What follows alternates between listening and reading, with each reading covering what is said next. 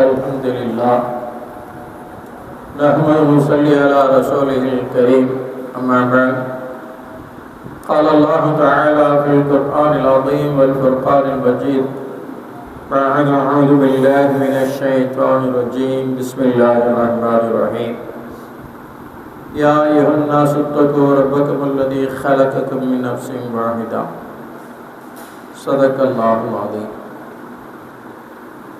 எல்லா புகழுக்குரிய அல்லாஹ்வை புகழ்ந்தவனாக இந்த உரையை ஆரம்பம் செய்கிறேன். சலாத்தும் சலாமும் நபிகள் பெருமானார் ரசூலுல்லாஹி ஸல்லல்லாஹு அலைஹி வஸல்லம் அவர்கள் மீதும் அவரது உத்தம சத்திய சஹாபாக்கள், தாபீன்கள், ஷஹதாக்கள், சாலிஹீன்கள் நம் அனைவர்கள் மீதும் அல்லாஹ்வுடைய அன்பும் அருளும் என்னென்னும் உண்டாவதாக. ஆமீன். கண்ணியத்துக்குரியவர்களே, அல்லாஹ் நல்லடியார்களே, சகோதரர்களே, தாய்மார்களே,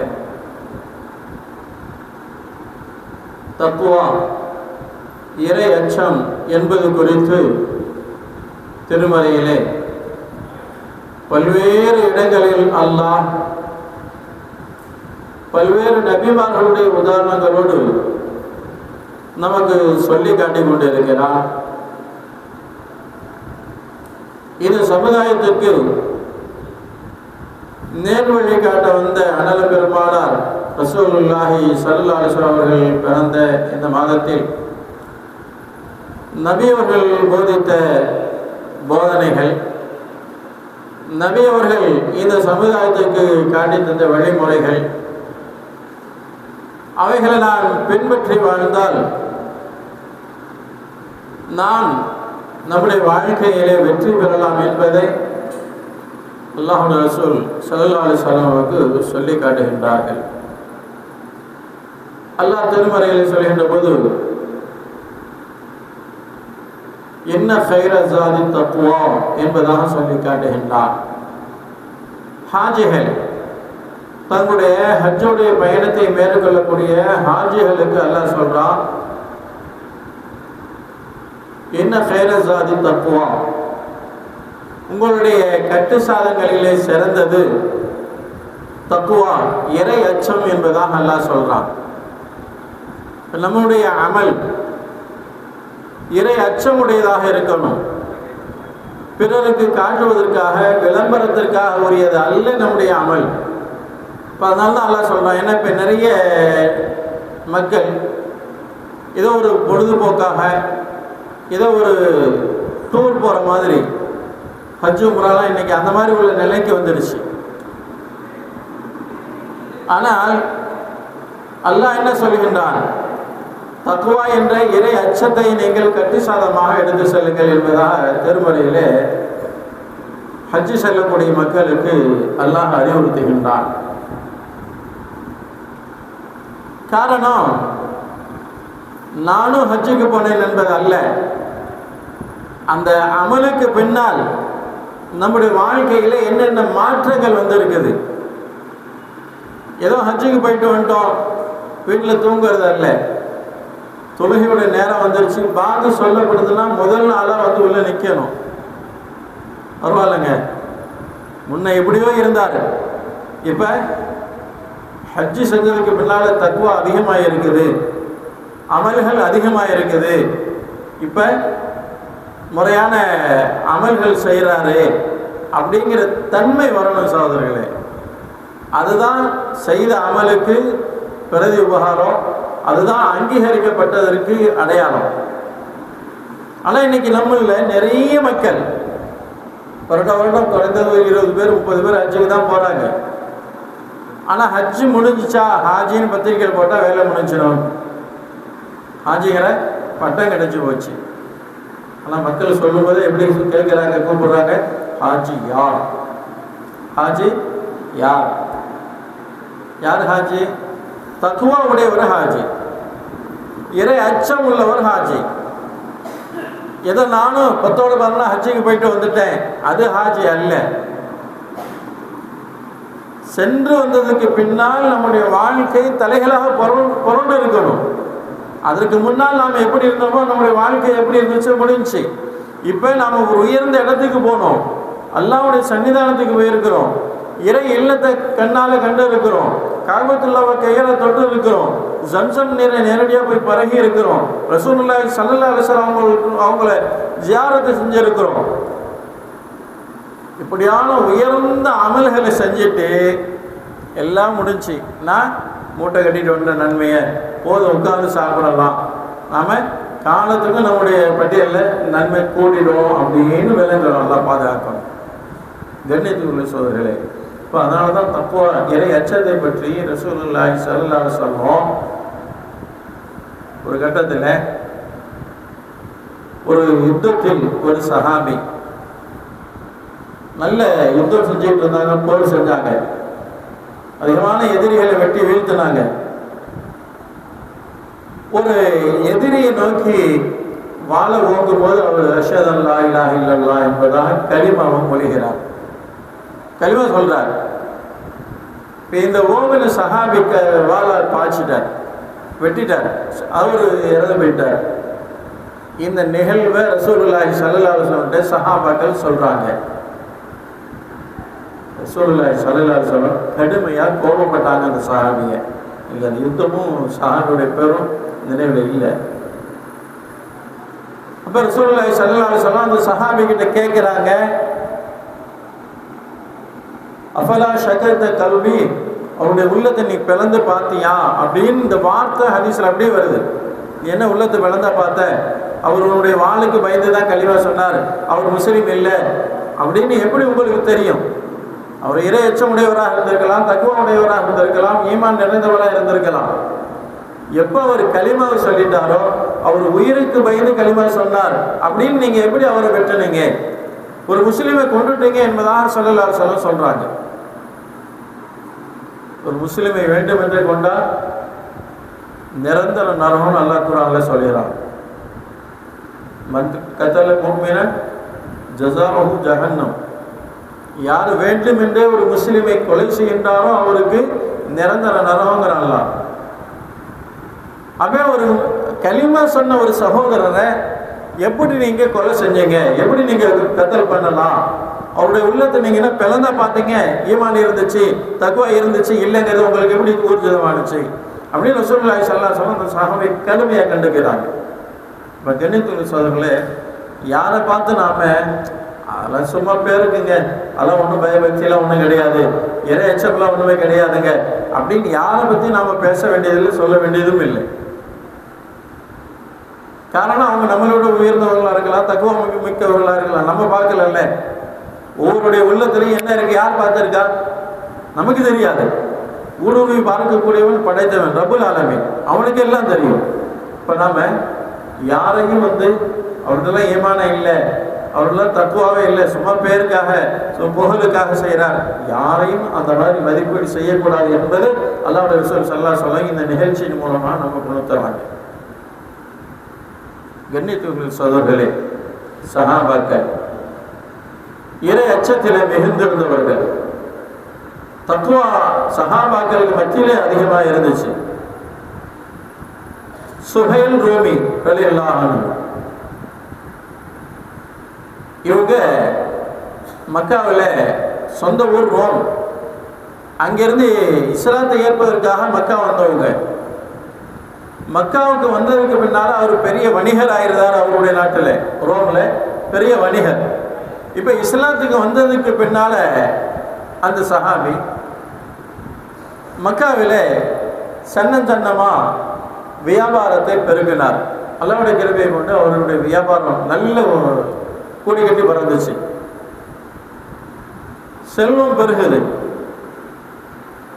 இந்த மாதிரி உள்ள சூழ்நிலையில்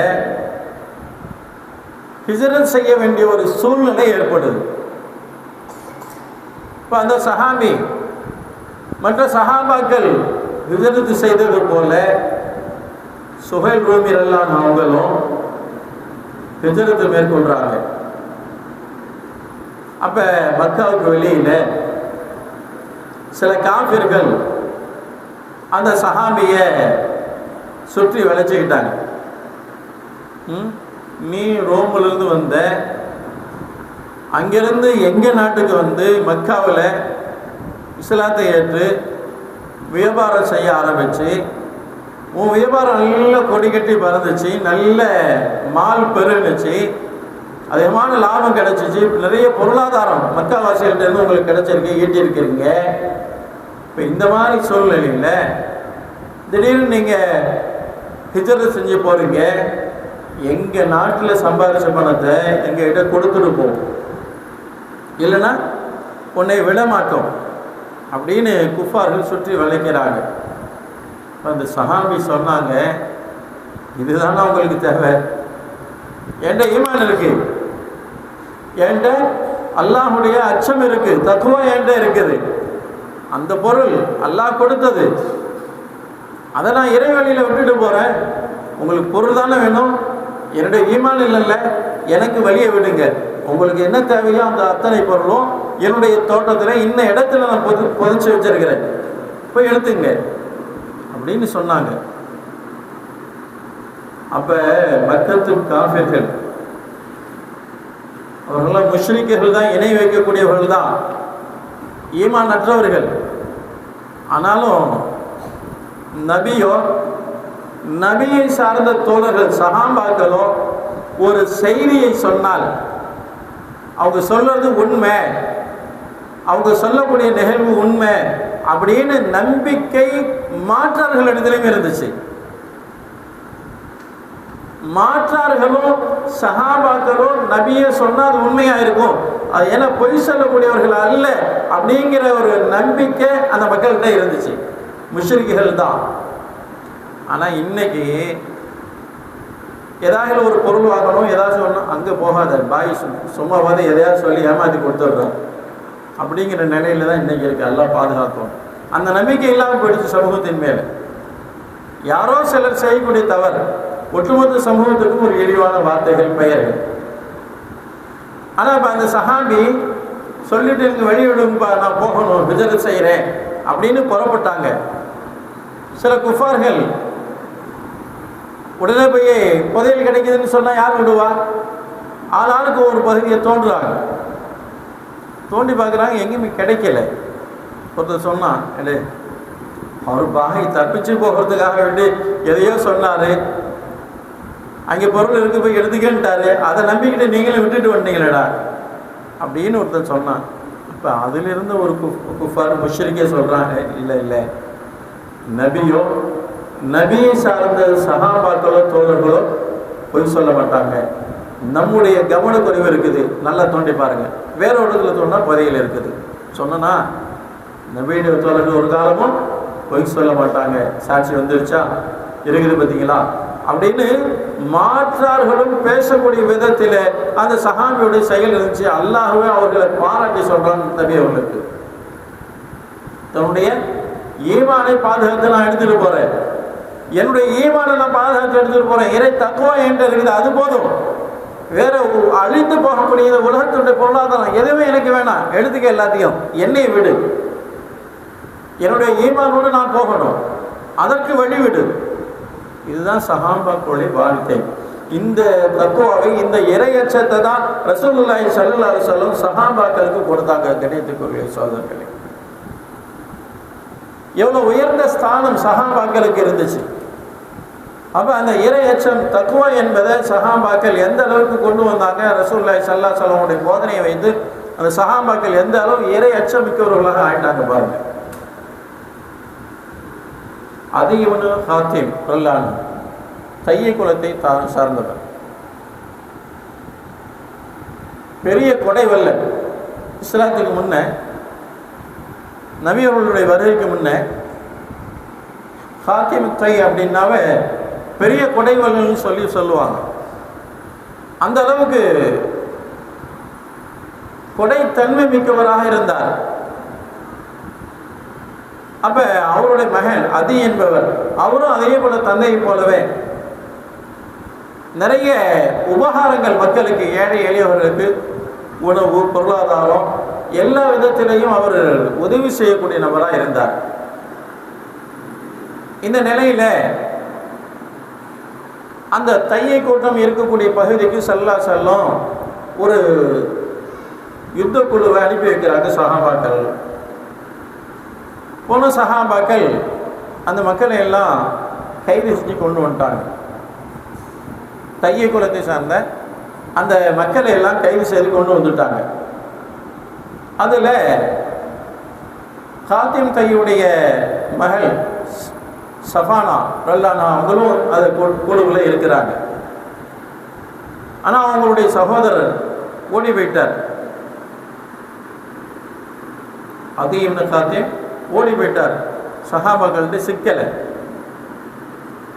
இந்த நிலையில் ரசூலுல்லாஹி ஸல்லல்லாஹு அலைஹி வஸல்லம் அவர்கள் சமூகத்தில் கொண்டு வந்து அந்த தை குலத்தார்களை ஒப்படைக்கப்படுது, கைதிகளாக கொண்டு வந்தாங்க. இப்போ ரசூலுல்லாஹி ஸல்லல்லாஹு அலைஹி வஸல்லம் அவங்கள்ட்ட சஃபானா ரல்லானா பேசுகிறாங்க, அல்லாஹ்வுடைய ரசூலே, நான் ஒரு இளவரசி, என்னுடைய தந்தை ஒரு அரச குலத்தை சார்ந்தவர், அதோடு மட்டுமல்ல பெரிய கொடை வல்லல். அவர் இல்லாதவர்களுக்கு அள்ளி கொடுக்கக்கூடிய தன்மை, கொடைத்தன்மை என்ற என்னுடைய தந்தைகிட்ட இருந்துச்சு. சிரமப்படக்கூடியவர்களுக்கு உதவி செய்வாங்க, பொருளாதார ரீதியில் உணவு குடை இந்த மாதிரி என்னென்ன நலவுகள் இருக்குதோ அத்தனை நல்ல காரியங்களையும் என்னுடைய தந்தை செய்து கொண்டிருந்தார். அவருடைய வஃபாத்துக்கு பிறகு என்னுடைய சகோதரன் செய்து கொண்டிருந்தான். நான் அந்த குலத்தை சார்ந்த பெண்மணி என்பதாக தன்னை அறிமுகப்படுத்துகிறாங்க. ரசூலுல்லாஹி ஸல்லல்லாஹு அலைஹி வஸல்லம் அந்த பெண்மணியை விடுதலை செஞ்சாங்க. இப்போ அந்த பெண்மணி கேட்டாங்க, அல்லாஹ்வுடைய ரசூலே, அந்த குலத்தில் உள்ள என்னை மட்டும் நீங்கள் விட்டுட்டீங்க, இப்போ ஏன் சமூகத்தை சார்ந்த மக்கள் எல்லாம் கைதிகளாக படைக்கப்பட்டு இருக்கிறாங்களே, அவங்களையும் விடுதலை செஞ்சீங்கன்னா நல்லா இருக்கும். அப்போ அந்த அத்தனை நபர்களும் இந்த சஃபானா ரல்லானா அங்கே இஸ்லாத்தை ஏற்றுக்கிட்டாங்க. வந்திருந்த கோத்திரத்தார்களும் இஸ்லாத்தை ஏற்றுக்கொண்டார்கள். அது பெண்மணி சொல்லிட்டு போனாங்க, அல்லாஹ்வுடைய ரசூலே, நான் என்னுடைய கவுமுகள்கிட்ட என்னுடைய கூட்டத்தார்கள் எஞ்சி இருக்கக்கூடிய போய் நான் சொல்கிறேன், அவங்க இஸ்லாத்தை ஏற்றுக்கொண்டால் அவர்களையும் அழைத்து உங்களுடைய இந்த சமூகத்துக்கு கொண்டு வரேன் அப்படின்னு சொல்லிட்டு போனாங்க. இப்போ சகோதரர்களே, கண்ணியத்துக்குரிய எல்லாம் நல்லடியார்களே, அந்த இறை அச்சம் என்பது, தக்குவா என்பது இஸ்லாத்துக்கு முன்ன கூட அந்த மக்கள்கிட்ட இருந்திருக்கு. பொருளாதாரம் ஏன் என்னுடைய சுய நோக்கத்திற்காக என்னுடைய அறிவை கொண்டு என்னுடைய ஆற்றலை கொண்டு நான் சம்பாதிச்சேன், ஏன் கொடுக்கணுங்கிற அந்த நினைவு இல்லை, அந்த மாதிரி எண்ணம் இல்லாமல் சிரமப்படக்கூடியவர்களுக்கு உதவி செய்யக்கூடிய தன்மை குஃபுரில் இருந்த போதும் கூட, இஸ்லாத்துக்கு முன்னரும் கூட அந்த மக்கள்கிட்ட இருந்திருக்குது. இப்படியான நல்ல பழக்க வழக்கங்கள் அன்றைய காலத்திலும் இருந்திருக்குது. அப்போ இஸ்லாத்திற்கு வந்ததற்கு பின்னாலும் அதே கொடைத்தன்மை அவர்கள்ட்ட காணப்பட்டுச்சு. கண்ணியத்துள்ள சோதர்களே, இப்படியாக இறை அச்சம் என்ற அந்த தக்குவாவை சஹாபாக்களுக்கு மத்தியிலும் சரி, அதற்கு பின்னால் வந்த இமாம்கள், கலீஃபாக்கள் எல்லோருடைய ஆட்சியிலும் எல்லோருடைய நடைமுறைகளிலும் இவைகள் மிளிரக்கூடிய தன்மையை நாம் பார்த்துருக்கிறோம். உங்களுக்குதான் தெரியும், சமீபத்தில் ஒரு ஆண்டுக்கு முன்னால் சூடானை சார்ந்த ஒரு ஆடு மேய்க்கக்கூடியவர், இடையர், ஒரு முஸ்லீம் தான், ஆடு மேய்க்கக்கூடிய ஒரு நபர் சவுதியில் ஒரு காட்டு பகுதியில் ஆடு மேய்ச்சிட்டு இருக்கிறார். நூற்றுக்கணக்கான ஆட்டு அவர்கிட்ட நிற்கிது. 2 அரபிகள் காரில் போகிறாங்க. காரை நிறுத்தி அவர்கிட்ட பேச்சு கொடுக்குறாங்க. நீ என்ன ஊர், எங்கே இருக்கிற, இது யாருக்கு உரியது, உனக்கு என்ன சம்பளம் கொடுக்குறாங்க அப்படின்னு கேட்குறாங்க. அவர் இன்ன கஃபீலுக்கு உரியது, இத்தனை ஆடுகள் இருக்குது இந்த மந்தையில், நான் ஒரு ஆள் தான் மேய்க்கிறேன், எனக்கு இவ்வளோ சம்பளம் கொடுக்குறாங்க அப்படின்னு அவர் சொன்னார். இவங்க பேசிகிட்டு இருக்க நிகழ்வு கூட இருக்கக்கூடிய ஒருத்தர் தன்னுடைய செல்ஃபோனில் பதிவு செஞ்சுக்கிட்டே இருக்கிறார் அந்த நிகழ்வுகளை. இவர் கேள்வி கேட்குறதும் அவர் பதில் சொல்கிறதும். அப்போ அந்த அரபி கேட்குறாரு, எனக்கு ஒரு ஆடு கொடு, உன்னுடைய கஃபீல்கிட்ட ஓனா இடைச்சி சாப்பிட்டுருச்சு அல்லது செத்து போயிடுச்சு அப்படின்னு ஏதோ ஒரு காரணம், பொய்யான காரணத்தை சொல்லிக்க, உனக்கு ஒரு 500 ரியால் கொடுக்குறேன், ஒரு 1000 ரியால் உதாரணத்தை வச்சுங்களேன், அவருடைய சம்பளத்தை விட கூடுதலாக கொடுக்குறேன்னு சொல்லி கேட்குறார். அவருக்கு கொடுக்க மாட்டேன். ஏன், என்ன விஷயம்? அப்போ அந்த சகோதரர் சொன்னார், யூசுப் ஒரு பேர், சூடானி, கொடுத்துருவேன். ஏன் என்னுடைய சம்பளத்தோட கூட நீங்கள் கொடுக்குறீங்க, கொடுத்துருவேன். என்னுடைய கஃபீல் பார்க்கல, அவருடைய கண்ணை விட்டு மறைஞ்சு தான் நான் இருக்கிறேன். நான் பொய்யான தகவல் சொன்னால் நம்புவாங்க, ஏன்னா அந்த அளவுக்கு நான் நம்பிக்கையோடு அவங்ககிட்ட நடந்துக்கிட்டு இருக்கிறேன். ஆனாலும் அவர் பார்க்கல, எல்லோருடைய எஜமான் ரப்புல் ஆலமீன் என்னை பார்த்துக்கிட்டு இருக்கிறான் அப்படின்னு சாதாரணமாக ஒரு ஆடு மேய்க்கக்கூடிய ஒரு நபர் ஒரு உயர்ந்த வார்த்தையை சொல்றார். அதை அப்படியே வீடியோ எடுத்த அந்த நபர் என்ன செஞ்சார், அவருடைய ஒரு பொது தளத்தில் சில நண்பர்களுக்கு நான் அனுப்பினார். அது அப்படியே சோசியல் மீடியாவில் பரவ ஆரம்பிச்சிச்சு. அப்போ அங்கே உள்ள அரசு வரைக்கும் அந்த நிகழ்வு போகுது. அதை பார்த்த அரசருக்கு ஆச்சரியம், மன்னர், சவுதியுடைய மன்னருக்கு ஆச்சரியம். சாதா ஒரு குடிமகனுக்கு இல்லாத ஒரு நம்ம நாட்டில் அடுத்த நாட்டுக்காரர் அஜ்னபி, அவர் இந்த அளவுக்கு ஒரு ஆடு மேய்க்கக்கூடியவர்கிட்ட இவ்வளோ பெரிய பக்குவம் இருக்குதா, இந்த அளவுக்கு ஒரு தக்குவாவோட இருக்கிறாரா, அவரை பார்க்கணும், கொண்டு வா அப்படின்னு உடனே கட்டளை போட்டாரு. தூக்கிட்டு போயிட்டாங்க. அவரை கண்ணியப்படுத்துறதுக்காக வேண்டி 1,00,000 தீனாரை கொடுக்குறாரு. 1,00,000 ரியாலை அள்ளி கொடுத்துட்டாரு அரசர். ரொம்ப சந்தோஷப்பட்டார். இந்த நிகழ்வை பார்த்தா அவருடைய நாட்டுக்காரர்கள் சொல்றாங்க, நம்ம நாட்டுக்காரரு ஒரு அந்நிய நாட்டில் போய் அரபு நாட்டில் இந்த அளவுக்கு உயர்ந்த தக்குவாவோட ஒரு இறையச்சம் மிக்கவராக அவர் இருக்கிறார் அப்படின்னா அந்த அரசு கண்ணியப்படுத்துனா நம்ம நாட்டில் பிறந்தது நமக்கு பெருமை இல்லையா, கொண்டுட்டு வாங்க. அவங்க பல லட்சம் தீனார்கள் அள்ளி கொடுக்குறாங்க. இப்படியான நிகழ்வு கடந்த ஒரு ஆண்டுக்கு முன்னால் வாட்ஸ்அப்பில் வந்துச்சு, எல்லாம் பார்த்துருப்பீங்க. ஏதோ ஒரு மிகைப்படுத்தப்பட்ட நிகழ்வு அல்ல, நடந்த உண்மையான நிகழ்வு. அந்த இறை அச்சம் எங்கெங்க வந்துச்சு, அந்த தக்குவா எப்படி அவருடைய உள்ளத்தில் வந்துச்சு. அவர் நினச்சிருந்தா ஏதாவது ஒரு பொய்யை சொல்லி காரணம் சொல்லி அவர் கொடுத்துருக்கலாம். ஆனாலும் தனிமையில் நான் இருந்தாலும், எனக்கு உலகத்துடைய பொருளாதாரம் கிடைச்சாலும் இதை விட பன்மடங்கு அல்லாஹ் மறுமையில் எனக்கு கொடுப்பான். அந்த தக்குவாவுடைய பலனை அந்த மனிதர் சொல்லி காட்டுகிறார். தக்குவாவுடைய பலனை இந்த உலகத்திலேயே நான் பன்மடங்காக பெருகுவதை பார்த்த கண்கூடாக அப்படின்னு பேட்டி கொடுக்கிறார். சகோதர கண்ணியத்துக்குள்ள இதுதான் இறை அச்சம்.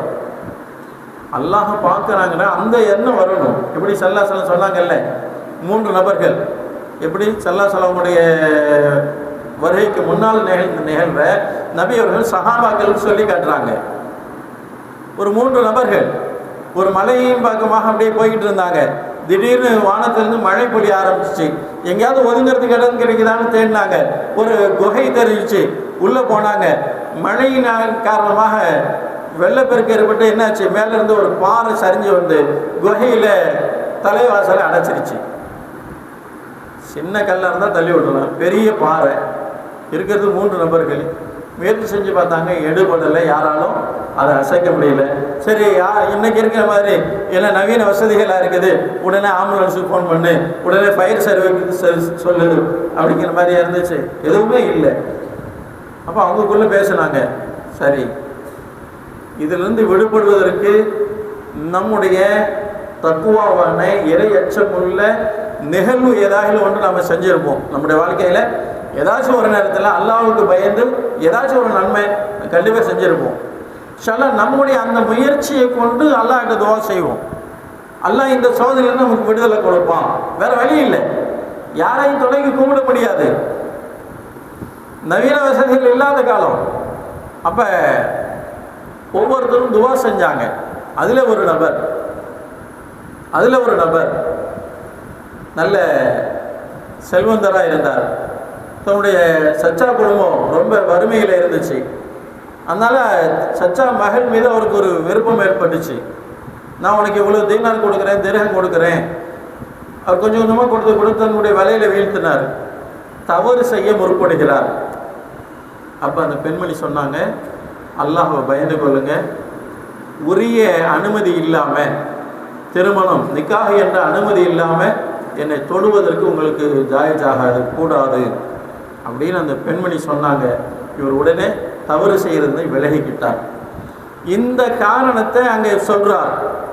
இதை சொல்லி துவா கேட்கிறார். இதே மாதிரி ஒவ்வொருத்தரும் தன்னுடைய வாழ்க்கையில நிகழ்ந்த நிகழ்வுகளை சொல்லி துவா செஞ்சாங்க. அந்த பாறை விலகணிச்சு அவங்கெல்லாம் வெளியில வந்தாங்க என்பதா ரசூலுல்லாஹி ஸல்லல்லாஹு அலைஹி வஸல்லம் சொல்லி காட்டக்கூடிய நிகழ்வு புகாரிலே பதிவு செய்யப்பட்டிருக்கு. சகோதரர்களுக்கு கண்ணியத்துக்குரியவர்களே, அல்லாஹ் நல்லடியார்களே, இதுதான் இறையச்சம். இந்த தக்வா நம்மகிட்ட மௌத்து வரைக்கும் இருக்கும். ஏதோ இன்னைக்கு ஒரு முழுமையாக ஒரு 5 வக்து தொழுதுட்டோம், தக்குவா வந்துடுச்சுங்க நம்மகிட்ட, மற்றவங்களை விட உயர்ந்துட்டோம். ஏன்னா அவங்கெல்லாம் பள்ளி பக்கம் தான் இருக்கிறாங்க, வர்றதில்லை. ஆனால் நான் வந்துட்டேன், 5 வக்து தொழுதுட்டேன். இது வரல, இன்று மட்டும் அல்ல, ஹயாத்து உள்ள வரைக்கும் இந்த நல்ல அமல்கள் நம்மகிட்ட நீடிக்கணும்.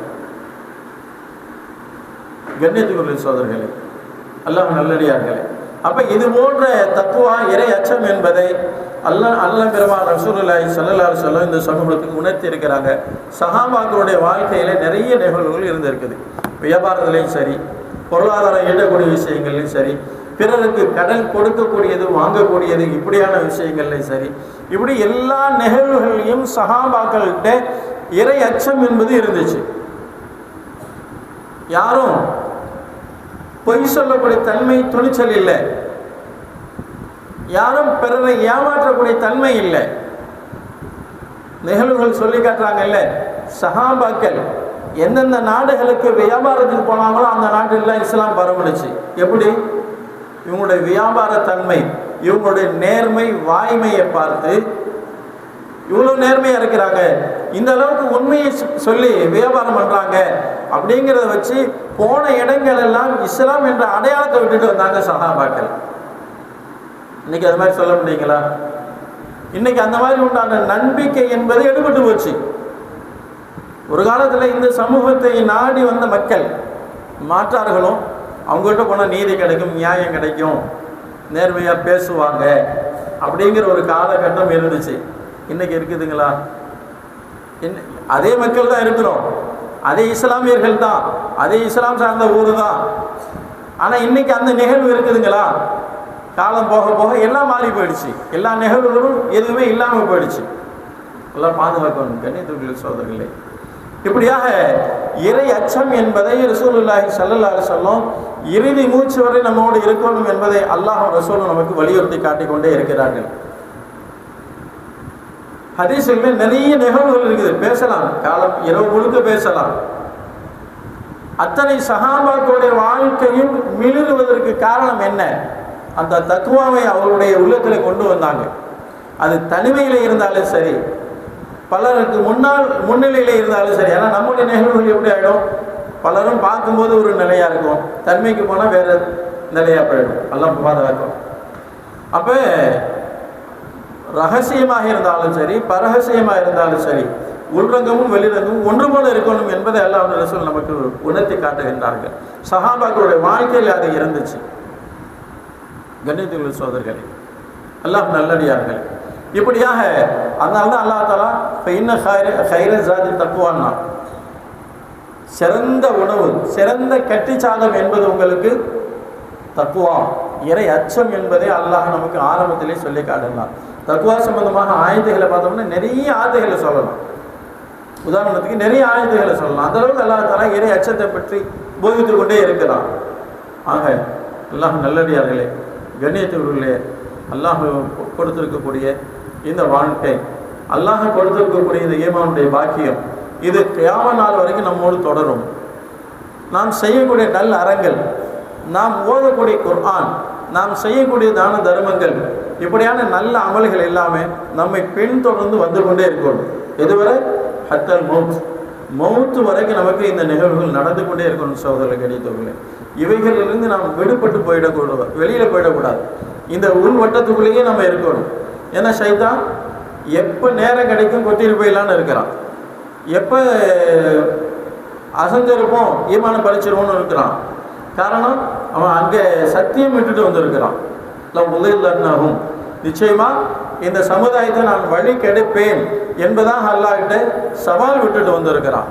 அப்போ அவனுடைய சவாலுக்கு தகுந்தவர்களாம் நாம் மாறிடக்கூடாது, நம்ம பழியாகிடக்கூடாது. அல்லாஹ் பாதுகாக்கணும். எனவே உலகத்தினுடைய வாழ்க்கை ஏதோ ஒரு காலம் வாழ போகிறோம். அதே நேரத்தில் அந்த வாழ்க்கை அல்லாஹுக்கும் ரசூலுக்கும் உவப்பானதாக நாம் இந்த உலகத்தில் வாழ வேண்டும். சஹாபாக்கள் தங்களுடைய உயிர் பிரியக்கூடிய நேரத்திலும் கூட, தங்களுடைய இறுதி மூச்சின் நேரத்திலும் கூட இறை அச்சத்தோடு மரணிக்க வேண்டும் என்ற ஆர்வம் கொண்டிருந்தார்கள். அதோடு மட்டுமல்ல, தான் நோன்பாளியாக இருக்கணும் சில சஹாபாக்கள் விரும்பி இருக்கிறாங்க. ஹதீஸ்களில் நிறைய நிகழ்வுகள் இருக்குது. ஷஹீது, யுத்தத்தில் போய் ஷஹீதாகக்கூடிய அந்த நிலையில் இறைவனுக்கு முன்னால் நான் நோன்பாளியாக போய் ஷஹீதாகணும் அப்படின்னு பல சஹாபாக்கள் இருந்திருக்கிறாங்க. நிகழ்வுகள் நிறைய இருக்குது. இப்படி இந்த மாதிரி நிகழ்வுகள் எல்லாம் சஹாபாக்களுடைய வாழ்க்கையோடு முடிஞ்சு போகலை. எல்லோருடைய வாழ்க்கையிலும் அது மிளிர வேண்டும் என்பது தான் நம்முடைய ஆசை. எனவே அல்லாஹ் நல்ல நிலையில் கிடைக்கக்கூடியவர்களே, அல்லாஹ் கொடுத்திருக்கக்கூடிய இந்த இறை அச்சம் தக்குவா நம்மோடு கியாம நாள் வரைக்கும், ஹயாத் உள்ள வரைக்கும் நீடித்து நம்முடைய எல்லா அமல்களும் பாதுகாக்கப்பட்டு இறை சன்னிதானத்திலே இறை எச்சம் உடையவர்களாக தக்குவாவும் மிளரக்கூடிய மக்களாக அல்லாஹ் அனைவர்களையும் பொருந்திக் கொள்வானாக. ஆமீன். வாஹிர் தஅவானா அல்ஹம்துலில்லாஹி ரப்பில் ஆலமீன். அஸ்ஸலாமு அலைக்கும் வரஹ்மத்துல்லாஹி வபரகாத்துஹு.